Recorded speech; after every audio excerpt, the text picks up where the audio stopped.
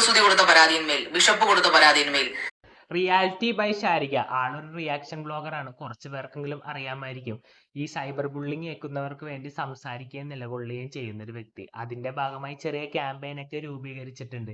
ഈ ഷഫീന ബീബിക്കെതിരെ ഇപ്പൊ പ്രതികരിച്ച് രംഗത്ത് വന്നിട്ടുണ്ട്. നമുക്ക് അതിന്റെ കുറച്ച് ഭാഗം ഒന്ന് കേട്ടു നോക്കാം. ഷഫീന ബീബി എന്ന് പറഞ്ഞ വ്യക്തിയുടെ കണ്ടന്റ് കണ്ടപ്പോൾ എനിക്ക് തോന്നി ഇത് അങ്ങനെ നിർത്തേണ്ട ഒരു കാര്യമല്ല, ഇത് അങ്ങനെ നിർത്തിയാൽ ശരിയാവില്ല. കാരണം അത് ഞങ്ങൾക്ക് പണ്ടേ തോന്നിയതാണ്. ആദ്യമൊക്കെ അവരുടെ വീഡിയോ കണ്ടപ്പോൾ അവഗണിച്ചു വിട്ടു.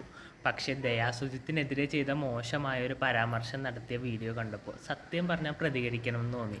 ഒരുപക്ഷെ സ്ത്രീകളെക്കാട്ടുപരി പുരുഷന്മാരാണ് ഈ വിഷയത്തിൽ പ്രതികരിച്ച് രംഗത്ത് വന്നത്. കാരണം ആ വീഡിയോ കണ്ടപ്പോൾ അവർക്ക് അവരുടെ അനിയത്തിക്കുട്ടിയെ അല്ലെങ്കിൽ ചേച്ചിയെ ആയിരിക്കും ഓർമ്മ വന്നത്.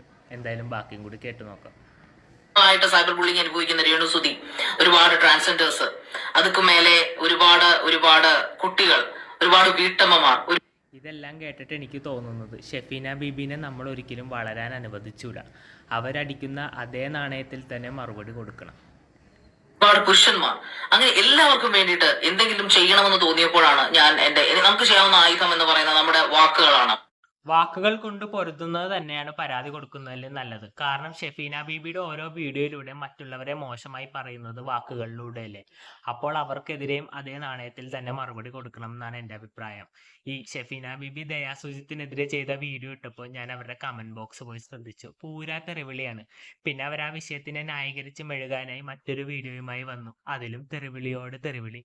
അതോടെ അവർ കുറച്ച് പൊടിക്കൊന്ന് ഒതുങ്ങി. അപ്പൊ എനിക്ക് മനസ്സിലായൊരു കാര്യം, കൂടുതൽ ആളുകൾ ഇവർക്കെതിരെ പ്രതികരിച്ച് വന്നാൽ തീരാവുന്ന പ്രശ്നമേ ഉള്ളൂ. പിന്നെ പറഞ്ഞ മറ്റൊരു കാര്യമാണ് രേണുസുതിയെ പറ്റി. എൻ്റെ ഒരു അറിവിൽ ഏറ്റവും കൂടുതൽ സൈബർ ബുള്ളിങ് ഏൽക്കേണ്ടി വന്ന വ്യക്തിയും ഈ രേണുസുതിയാണ്. ഷഫീന ബീബി കാരണം രേണുസുതിയുടെ ജീവിതത്തിൽ ഒരുപാട് മോശം പേരുകൾ ഉണ്ടായിട്ടുണ്ട്. ഈ രേണുസുതിനെ ഒരുപാട് പേർ സൈബർ ബുള്ളിങ് ചെയ്തിരുന്നല്ലോ. അതിലൊരാളായ യൂട്യൂബർ സന്ദീപ് എടപ്പാളിനെ അറസ്റ്റ് ചെയ്തിട്ടുണ്ട്. അതിനെപ്പറ്റി ശാരിക പറയുന്നത് ഒന്ന് കേട്ടു നോക്കാം. Defamation plus cyber bullying, cyber harassment, cyber rape, verbal rape എന്നിവയ്ക്കെതിരായിട്ടുള്ള ആ ഒരു സമരത്തിന്റെ ഭാഗമായിട്ടുള്ള ഫസ്റ്റ് അറസ്റ്റ് സംഭവിച്ചിരിക്കുകയാണ്. ഇന്നലെ യൂട്യൂബർ സന്ദീപ് എടപ്പാളിനെ cyber police Kerala police arrest ചെയ്തു. Thank you Kerala police and cyber crime. ഇപ്പോഴും നമ്മുടെ നീതികൾ നിലച്ചു പോയിട്ടില്ലെന്നും ഇവർ പറഞ്ഞ മറ്റൊരു കാര്യമാണ് ഷഫീന ബീബിയുടെ പിന്നിൽ ഒരു കൂട്ടം ജനങ്ങളുണ്ടെന്ന്. എന്തായാലും യൂട്യൂബർ സന്ദീപ് എടപ്പാളിനെ പൂട്ടിയതുപോലെ ഷഫീന ബീബിയെയും പൂട്ടണം എന്നാണ് ജനങ്ങളുടെ ആഗ്രഹം. പക്ഷെ അതത്ര എളുപ്പമാണെന്ന് എനിക്ക് തോന്നുന്നില്ല. കാരണം വികലാംഗ എന്നും പറഞ്ഞ് ഷഫീന ബീബി രക്ഷപ്പെടാൻ സാധ്യതയുണ്ട്. അപ്പോൾ അവർക്കെതിരെ കേസ് കൊടുക്കുമ്പോൾ നല്ല ഉഗ്രം പൂട്ടിട്ട് തന്നെ കൊടുക്കണം എന്നാണ് എൻ്റെ അഭിപ്രായം. നിങ്ങളുടെ അഭിപ്രായം താഴെ കമന്റ് ബോക്സിൽ രേഖപ്പെടുത്താം. അടുത്തൊരു വീഡിയോയിൽ കാണുന്നവരെ ബൈ ബൈ.